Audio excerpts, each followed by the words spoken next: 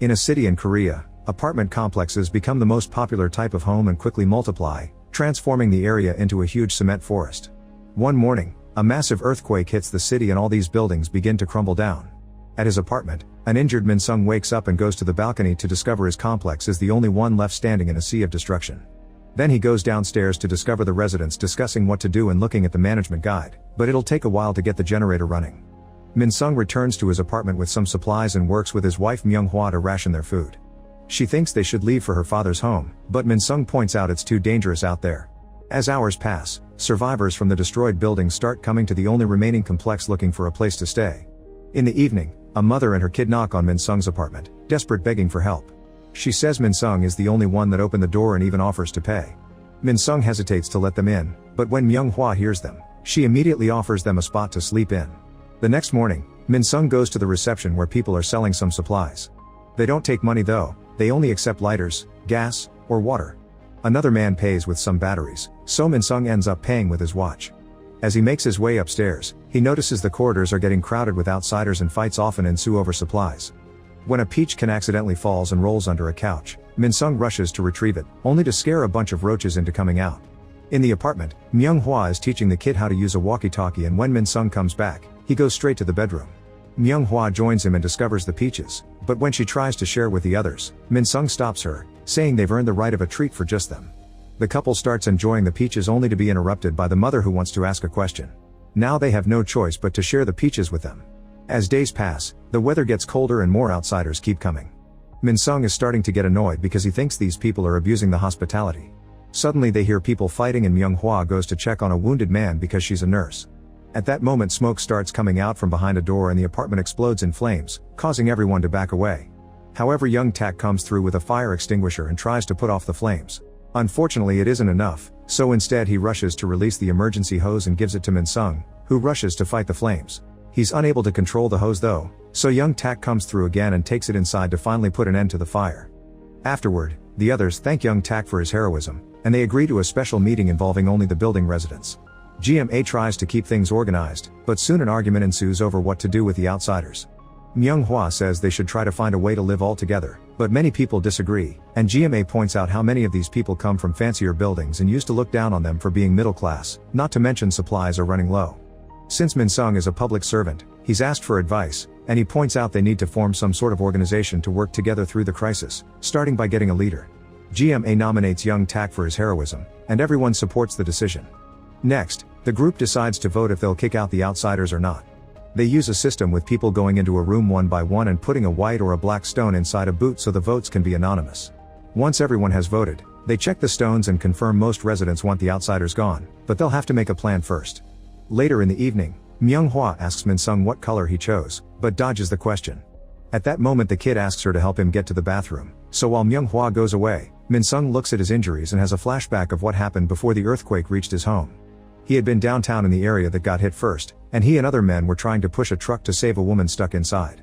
However, when the destruction began getting closer, everyone ran away, so Min-sung hid inside a car and watched the woman die.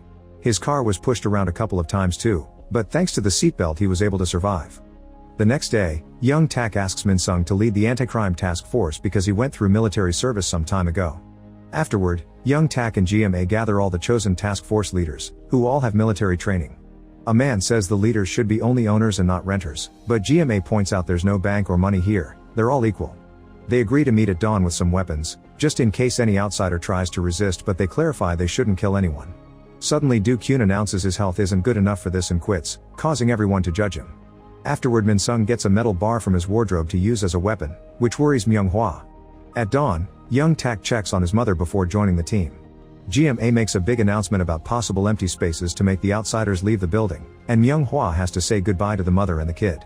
Once all the outsiders are out of the door, the task force comes out with fences and Young Tak tells the outsiders that they can't live there anymore. Soon everyone is complaining, especially because the temperature will freeze them to death and there are empty apartments in the building. It's then revealed that the district's congressman is in the crowd too and he tries to offer a speech, but Young Tak isn't afraid of his position and kicks him out too.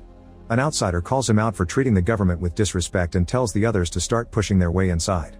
Chaos immediately ensues as the task force tries to block the doors to stop the outsiders from entering, but they push so hard that the glass breaks. The task force falls and a few outsiders attack them, But after some struggle, they manage to push them back and more people come down from the apartments to help. Young Tak gets hurt in the process, and once the outsiders are pushed back by using the fences, he yells at them with blood on his face, causing a scary impression.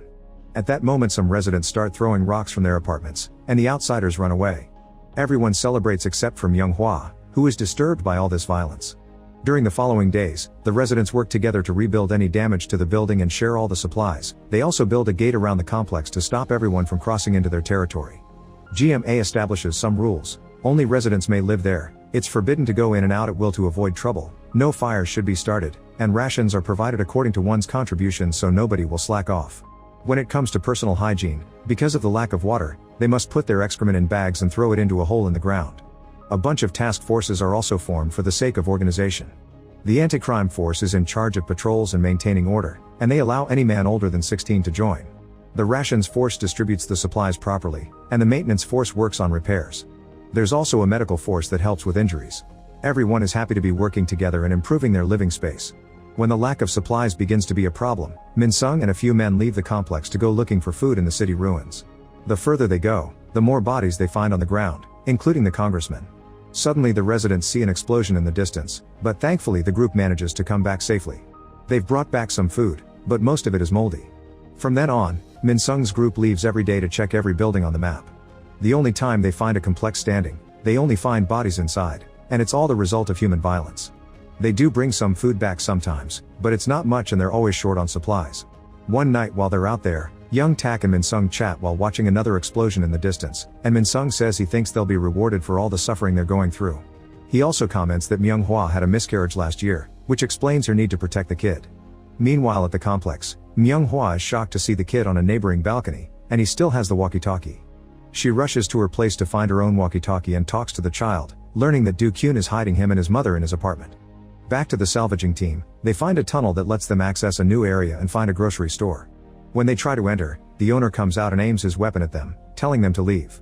While Young Tak tries to communicate with him, Min Sung approaches the man from behind and hits him, causing him to fire his weapon and shoot one of the force members. The group immediately disarms him and a furious Young Tak beats him up. Afterward the group raids the store, taking the food but also the dogs. On their way out, Min Sung notices two children crying over their dad's body. Nearby, a group of survivors discuss the rumors of a complex paradise, but when they see the team walk by, they get scared and run to hide. Sometime later, the residents throw a special party outside to celebrate the new year, although Myung Hwa doesn't think it's a good idea. Suddenly, two residents get scared when they see something approaching in the dark, but it's just a woman called Hyewon. She used to live here with her parents, but she left with her mother after they discovered the father had cheated. Her apartment used to be next to Young Tak's, but she doesn't remember him. Since they find proof of her having lived there before, they officially introduce her to the rest of the residents with a warm welcome. Afterward the celebration continues with some karaoke thanks to the generator being connected to the machine for the special occasion. While Young Tak sings, he thinks about the fact Hyewon didn't recognize him and a flashback reveals the truth. His real name was Se Baum and he used to be a taxi driver. Before the earthquake, he broke into the apartment belonging to the real Young Tak, who worked for an organization that scammed people.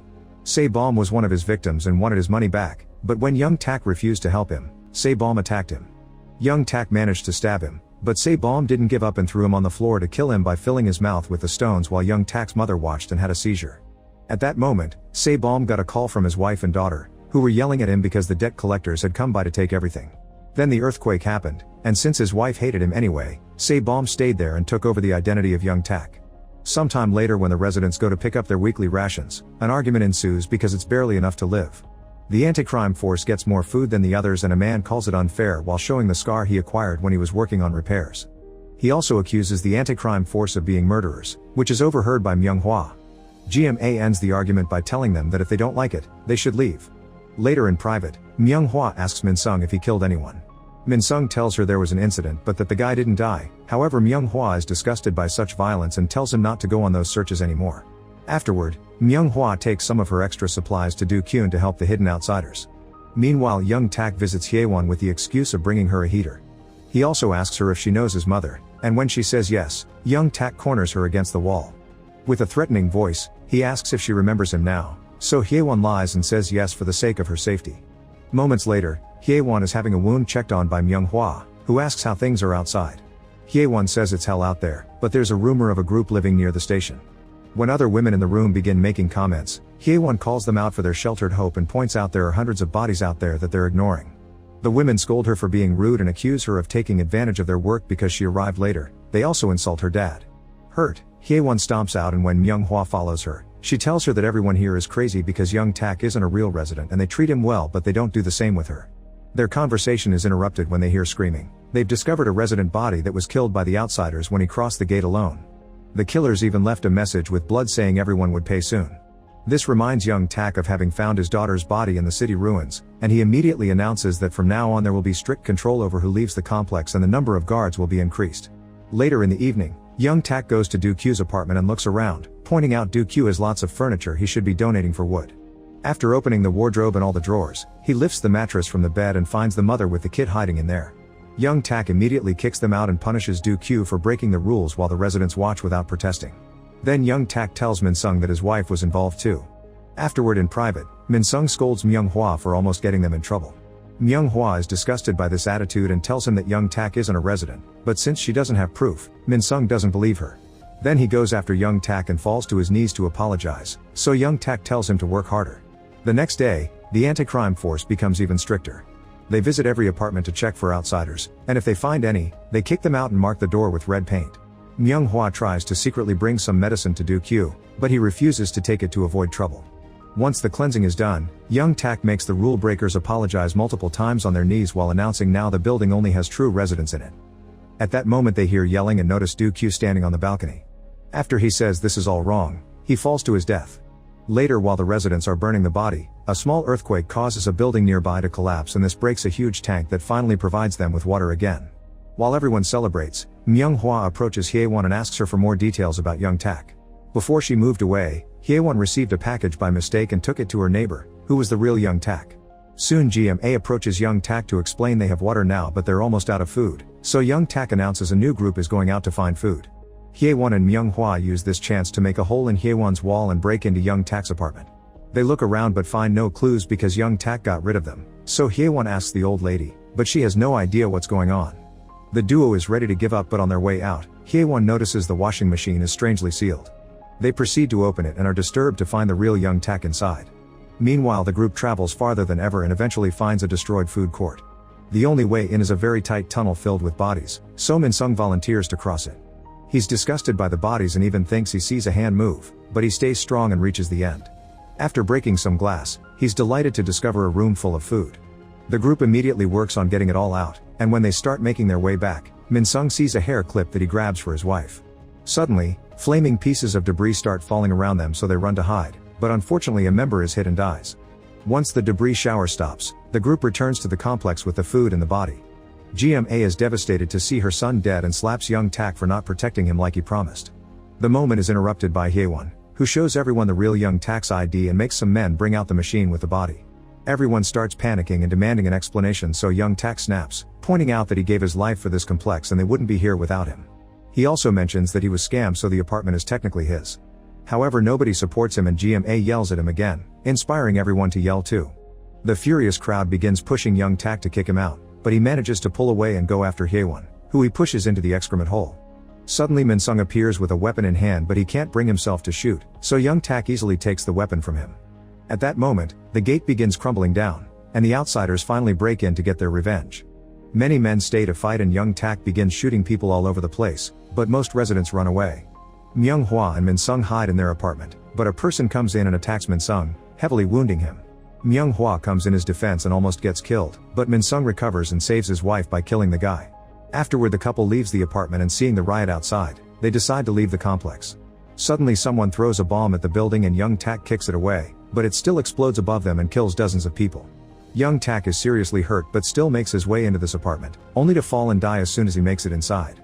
Then a bunch of people enter to steal his things, and soon most people start leaving the complex behind. Back to Myung-hwa and Min-sung, they hide in a destroyed apartment for the night as it begins to rain. Min-sung is in pain, but Myung-hwa doesn't have the supplies to help him. The following day, they keep walking around ignoring other survivors until night falls again, so they hide in a destroyed church. Before they fall asleep, Min-sung gives Myung-hwa the hair clip and says he's glad he married her. The next morning, Myung-hwa wakes up to see a beautiful light effect on the windows, but she also discovers Min-sung is dead and cries her heart out. Suddenly she's found by a group of survivors that invite her to come with her.